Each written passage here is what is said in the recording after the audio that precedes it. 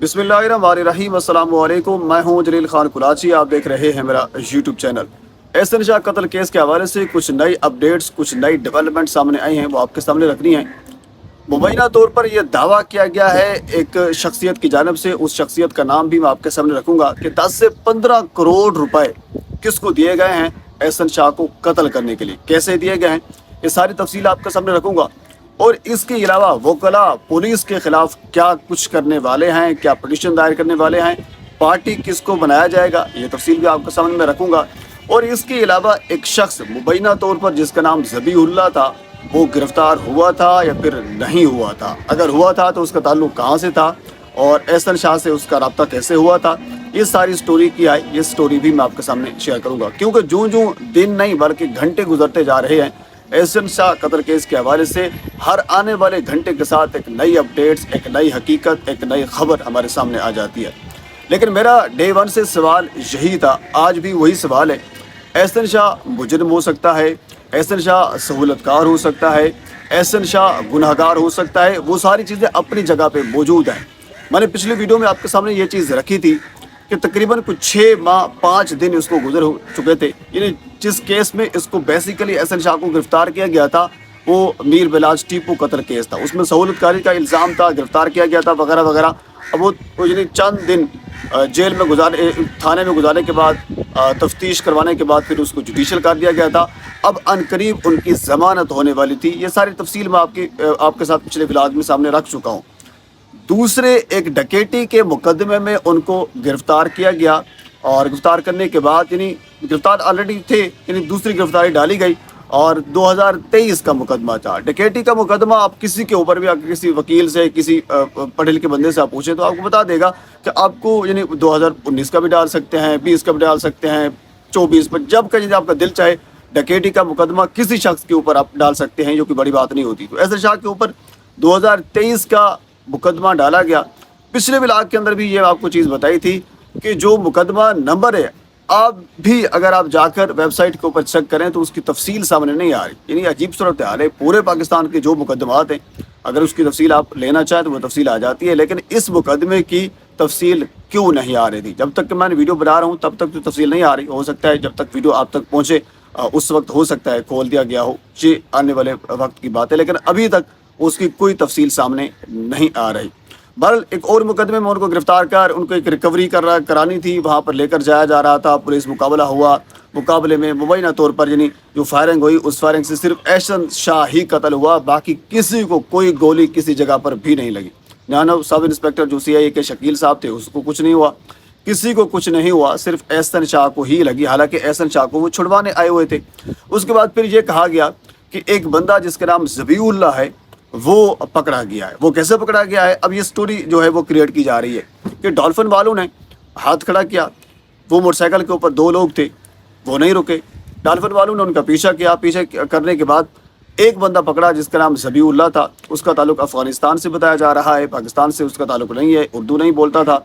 और उसके पास जो गन थी, पिस्टल था, जो भी उसके पास असला था, वो गर्म था। यानी कि उस वक्त वो उन्होंने एक फायरिंग की और फायरिंग करने के बाद फिर वो फरार होने की कोशिश कर रहा था। डॉल्फिन ने उनको पकड़ा। अब ये एक अलग सी चीज़ है। मैं कल से आपको ये कह रहा हूँ, इन तमाम तर चीज़ों के बावजूद एहसन शाह मुजरिम था, उसको छुड़वाने के लिए जो लोग आए वो इलीगल थे वगैरह वगैरह। ये सारी चीज़ें अपनी जगह पे सही होंगी अगर हम मान लें। पुलिस क्या कर रही थी, यानी पुलिस की कस्टडी में किसी बंदे को मार दिया जाए, ये कोई कम बात नहीं है। यानी ऐसा मुमकिन कैसे हो सकता है कि एक गाड़ी आपके पीछे थी पुलिस की, एक गाड़ी पुलिस की पीछे थी, दरमियान में एक अहम तरीन बंदा था जिसके ऊपर एक बड़ी सहूलतकारी का एक बड़ा इल्ज़ाम था।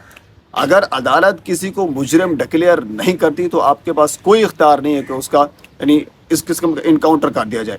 ये इसको मैं एक्स्ट्रा जुडिशल किलिंग कहूँगा। मुजरिम आए, अदालत के थ्रू उनको सज़ा दिलवाई जाए, उनसे जो उनका एक सज़ा जज़ा का एक प्रोसेस है कानून के मुताबिक तय किया जाए। यानी ऐसा नहीं हो सकता किसी को यानी उसके ऊपर इल्ज़ाम लगाकर पुलिस मुकाबले में उसको मार दिया जाए। इस चीज़ की हामी मैं कभी नहीं भरूंगा। बहरहाल मेरा ज़मीर इस चीज़ को मुतमईन नहीं करता। अब हम आते हैं अगली चीज़ के ऊपर।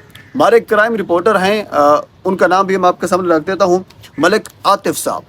उन्होंने ये दावा किया है कि अब एहसन शाह को मारने के लिए तकरीबन कोई 10 से 15 करोड़ रुपए का सौदा जो है वो तय हुआ है। अब सौदा किसके दरमियान तय हुआ है? पुलिस के दरमियान, क्योंकि CIA के दरमियान, शकील भट्ट के दरमियान, मोहम्मद अली भट्ट के दरमियान। जरी सी बात है, इनकी वो कस्टडी में था एहसन शाह ना। जब मारा गया है तो इनके तवस्सुस से मारा गया, इनकी मर्जी से मारा गया ना, अब ऐसा तो नहीं मारा गया।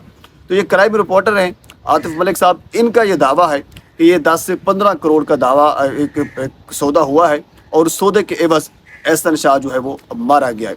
अब अगला प्रोसेस ये है कि जहाँ तक खबर मेरे तक पहुँची है, वकला जो हैं एहसन शाह के, जो इस केस को लेकर चल रहे थे, जो पैरवी कर रहे थे, अब वो बाकायदा मुख्तलिफ पटिशन जो है वो दायर करने जा रहे हैं, जिसमें उन्होंने IG को, DIJ ऑर्गेनाइज को और इसके साथ फिर मुख्तलिफ और लोग, जिसमें अपना शकील भट्ट हैं जो CI के सब इंस्पेक्टर हैं, मोहम्मद अली भट्ट, और इसके अलावा कुछ लोग और भी हैं जिनको उन्होंने पार्टी बनाया है, और इनके खिलाफ बाकायदा एक फ़ाइल जो है, एक पिटीशन जो है वो दायर करेंगे। यानी पुलिस मुकाबले के ख़िलाफ़, यानी पुलिस मुकाबला नहीं था, ये बिल्कुल टारगेटेड किलिंग थी, काउंटर टेरर था, जो भी आप इसको नाम देना चाहें, एक दहशतगर्दी थी, जो भी है उसको आप नाम देना चाहें वो आप दे सकते हैं। यानी पुलिस मुकाबला नहीं था। अब इस चीज़ के ख़िलाफ़ जो एहसन शाह के वकला हैं वो अदालत में पहुंच चुके हैं। अब इसके लिए उनका मुतालबा ये है कि जुडिशल कमीशन बनाया जाए, जो भी बनाया जाए वो एक अलग अलग प्रोसेस जो भी होगा वो मैं आपके सामने रखूँगा। अब अगला सवाल हमारे जहन में आता ये है कि मुख्तलिफ लोग जो इस केस से वाबस्ता थे वो ये चाहते, उनका ये ख्याल था, ये परसेप्शन ये थी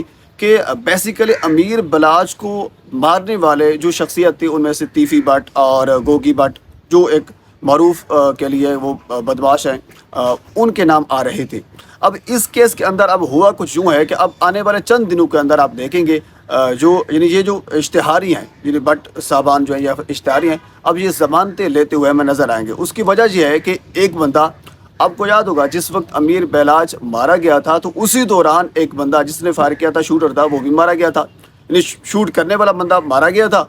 अब दूसरा बंदा था सहूलतकारी का, जिसने सहूलतकारी थी, जिसने ये बताया था कि फ़लाँ बंदे ने मुझे कहा, मैंने उसको कहा, उसने फिर इस शूटर को भेजा। यानी ये एक साइकिल बन रहा था ना, ये जिसकी जानिब इशारा किया जा सकता है, जिसके ऊपर सवाल उठाया जा सकता है, तो वो था एहसन शाह। अब एहसन शाह भी सफ़े हस्ती से मिट चुका है, शूटर पहले मर चुका है, अब कोई सबूत पीछे रहता ही नहीं है जिसकी बुनियाद के ऊपर, यानी वो एक कैपिटल पनिशमेंट, जिसको एक अदालती ज़बान में हम लफ्ज़ इस्तेमाल करते हैं, सज़ाए मौत, 25 साल सज़ा भी है, जो भी है, अगर वो दी जा सके। अब अदालत के अंदर जब ये भट्ट बरादरान जो हैं अगर ये जाते हैं अदालत के अंदर, तीफ़ी हो गया या गोगी हो गया, ज़मानत लेने के लिए, तो अदालत के पास कोई ठोस शवाहिद नहीं है जिसकी बुनियाद के ऊपर, यानी ये इल्ज़ाम इनके ऊपर लगाया जाए कि अमीर बिलाज को इनके कहने के ऊपर कत्ल किया गया था, मारा गया था, तो इनकी गवाही कौन देगा? यानी कोई अगर गवाही भी दे तो गवाही ऐसे नहीं मानी जाती, उसके पीछे कुछ ठोस शवाहिद होने चाहिए थे। वो जो ठोस शवाहिद थे,